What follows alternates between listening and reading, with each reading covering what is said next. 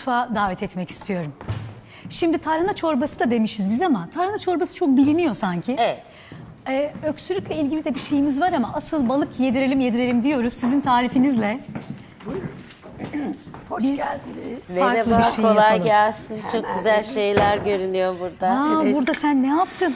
Füsun abla bu ne? Tahinim için hani tahin çöreğim vardı ya, hazırlığım da iyi oldu, yakalamış oldunuz hemen. Ben Süper. somonunuzu Güzel görünüyor bak. getiriyorum. Evet, çok güzel bir şey gerçekten. Tahinli olması da iyi. Çocuklara tavsiye eder misiniz Evet, tahin? çok tavsiye ederim. Özellikle kilo alma sorunu olan çocuklarda tahin pekmez zaten bizim geleneksel gıdalarımızdandır. Çok tavsiye ederim. Güzel. Bu şimdi sizin tarifinizin malzeme listesi. Şöyle, Somon ama nasıl somon? Evet, esmer pirinç de var. Nasıl diyorsanız siz bize tarif hazırlığını edin. yapayım. Alerjik ve astımlı olan çocuklarda özellikle somon ve hamsinin çocuk diyetinde önemli rolü var. Brokoli de bunlardan birisi. Aslında antioksidan özelliği olması bakımından koyu Zaten yeşil ben yapraklı tahta getireyim sebzelerin size. hepsini kuvvetle öneriyoruz. Parküzecimi kızdırarak. Soğan, sarımsak da böyle. Sarımsak özellikle biliyorsunuz antibakteriyel özelliği olan, mikrop kırıcı etkisi olan bir şey. Şimdi soğanla sarımsağı hafif yağda gezdirdikten sonra somonu küçük küçük parçalara ayırıp Evet. bir kavuracağız, Soteleyecek soteleyeceğiz. miyiz? O zaman bir tava koyayım ocağa. O bir taraftan ısınırken, bir dakika sadece. Şuradan hemen o bir taraftan Çok ısınırken Ha. şöyle kısık ateşte onu ısıtalım ki Ha. balık çok çabuk olduğu için. Bu çok Şurada pratik bir eldiven- tarif. Evet. Çok pratik, çok hızlı. Ha. Ya bu aslında çalışan anneler için de çok pratik olduğunu düşündüğüm Somon bir çok şey. kolay pişen bir balık olduğu için ve içindeki Evet. yağlar da çok özel yağlar olduğu için Somon omega 3 bakımından en zengin olan balıklardan birisi. Diğeri de hamsidir. Karadenizlere buradan çok sevgilerimi iletiyorum. Şanslılar. Uzun süre çalıştım orada da. Onlar bol bol hamsi yiyorlar. Bol bol Biz de hamsi yiyelim. yiyorlar. Biz de yiyelim. Somonu da devrede tutalım. Özellikle astımlılar için. Bu bütün dünya tarafından kabul edilen bir şey, terkip, somon ve hamsi. Uskumru da olabilir ama biz bunları Yağ tercih koyacak mıyım? ediyoruz. Çok az. çok az. Evet. Hani somon Evet. da yağlı ya. Evet. Hemen Şimdi soğanla soğanı hemen veriyorum. Evet. sarımsağı da Sarımsağı doğradım. Hemen çok az şöyle Evet. yarım da soğan doğrayacağım. Ben ne yemek yaparsam yapayım 2 diş sarımsağı şöyle bir döndürür alırım içinden. çok sağlıklı. Ve onun lezzeti nasıl geçiyor? Çok az geçer. döndürmeme rağmen hemen Evet. geçiyor. Hangi yemek olursa olsun bizim Türk yemeklerinde el Profesörümüzle evet mutfaktayız.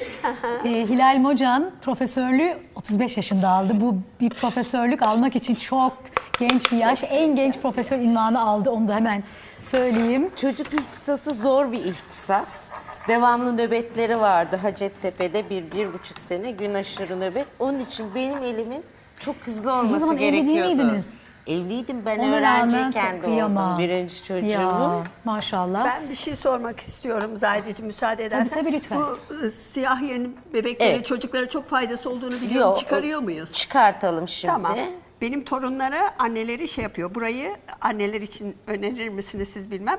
Birazcık böyle çok hafif tuzluyor. Cips gibi fırında kurutup torunlar alışmış öyle yiyorlar. Evet, Bu siyah deri çok yiyebilirler, faydalı diye. evet. Onu biz de yapsak ya. Bak ne güzelmiş. Evet.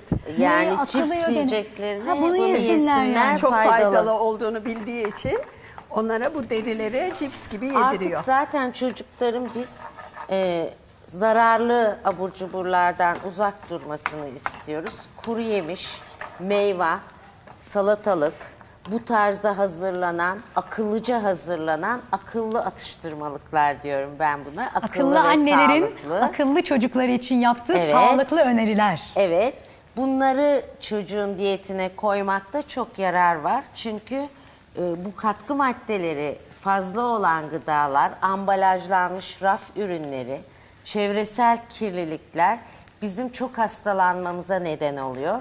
Bu çocuk da olabilir, erişkin de olabilir. Mümkün olduğu kadar geçmişe dönmeliyiz, doğal olarak beslenmeliyiz.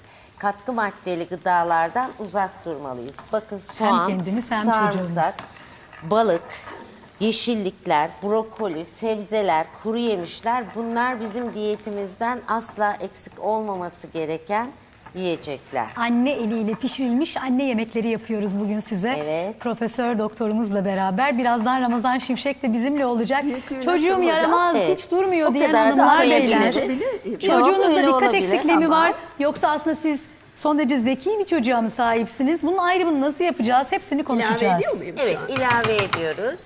Ha, Bunu da Devam edeyim tekrar mi? söyleyeyim. şunu şurasını ben nasıl ayırırım? Şöyle. Anladım. Kılçığı da Sıkıntı geldi yok. değil mi? Ha, Şuraya olsun. ayırmıştım. Evet. Devam Peki az ediyorum. önceki çevirdikten soru, sonra- Instagram'dan gelen soru çok önemliydi bence. Çünkü pek çok annenin yaşadığı bir şey. Çocuğuma hiçbir şey yediremiyorum.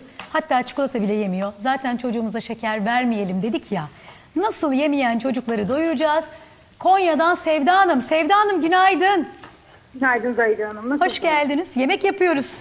Gördüğünüz Kolay gibi sabah gelsin. sabah mutfağımız işliyor. Sağ olun. Çok güzel. Buyurun. Hocama bir sorum olacaktı ama benim. Hay hay buyurun. Buyurun. Zahide Hanım 7 yaşında bir oğlum var. Kaç? 2,5 Yedi. yaşında. 7 yaşında. Alerjik astım teşhisi kondu. Ama bizim tek sorunumuz efor sarf ettiği zaman hırıltı ve öksürük başlıyor. Gece öksürüklerimiz yok. Yani bir toz toprağa girdiği zaman bir sorun yaşamıyoruz. Ama bisiklete binsin ya da yani herhangi bir efor sarf ettiğinde öksürük ve hırıltı başlıyor. Merdiven Ne çıkarken yapabilirim? de bile mi? Merdiven çıktığında bile mi oluyor? Hayır o kadar Egzersiz. merdiven çıktığında çok fazla bir sorun yaşamıyoruz ama dediğim gibi bisiklete biniyor. Hemen yanımıza gelip hatta bir kere bacaklarıma sarıldı nefes alamıyorum diye. Allah Allah. Geçmiş olsun. Geçmiş Sizin olsun. çocuğunuzda benim tahmin ettiğim egzersizle tetiklenen astım tablosu var. Bu ayrı bir antite. Bazı çocuklarda viral enfeksiyonlarla tetiklenir astım krizleri. Bazılarında egzersizle, sporla. Bir süre sizin astım tedavisi alması lazım çocuğunuzun koruyucu olarak. Ama bu sizin moralinizi bozmasın. Zaman içinde bu tabloyu çocuğunuz atlatacak. Hiçbir şeye İnşallah. ihtiyacı olmadan egzersiz yapacak. Çok şiddetli belirtiler ortaya çıkıyorsa koruyucu anti asmatik tedavi almasında bir süre daha yarar görüyorum. Çok geçmiş olsun. Teşekkür ediyoruz. Instagram'dan gelen sorunun cevabını verelim. Çocuk hiçbir şey yemiyor, çikolata bile yemiyor. Doktora götürdüm, çikolata yemeyen çocuk mu olur demiş. Ama lütfen şeker vermeyin, siz de vermeyin, uzak duralım. Onu söyleyelim, ne yapalım hocam? Çikolata kelimesini duyunca içimden böyle bir şeyler yükseliyor. Ya. Çünkü biz çocuklara çikolatayı karşılaştırmak istemiyoruz erken yaşlarda.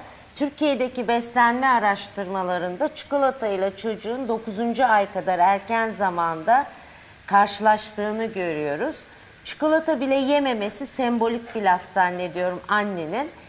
Çocuk iştahsız görünüyor ama bunun altında psikolojik neden de olabilir. Belki de annesi yesin diye onu zorluyor olabilir. Çocukları zorlamayın lütfen. Çocukları zorlarsanız daha sonra onlar da dişlerini kenetleyerek hiçbir şey almama durumu olabilir. Çocuk sevdiği yiyecekleri de reddedebilir. Eğer çocuğun organik bir hastalığı yoksa, mesela iştahsızlık yapan idrar yolu iltihabı gibi, solunum yolu iltihabı gibi bir durum yoksa, mide kapasitesi küçük değilse o zaman bu çocukları fazla zorlamamak lazım. Yavaş yavaş görsel olarak yemekleri onun seveceği gibi renkli, şekilli, oyuncak gibi sunmak lazım. Masanın üzerine her şeyi koyun. Yemekleri süslü olarak hazırlayın. Çocuk bunları kendi tercihine göre alsın. Bir süre böyle deneyin lütfen. Bir şey sorabilir miyim?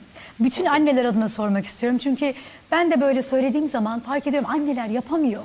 İçi gidiyor. Onu beslemek üzere kurgulanmış bir hayat biçimine dönüşmüş çünkü varlığı, sebebi. Çocuk açlığını hissetmez.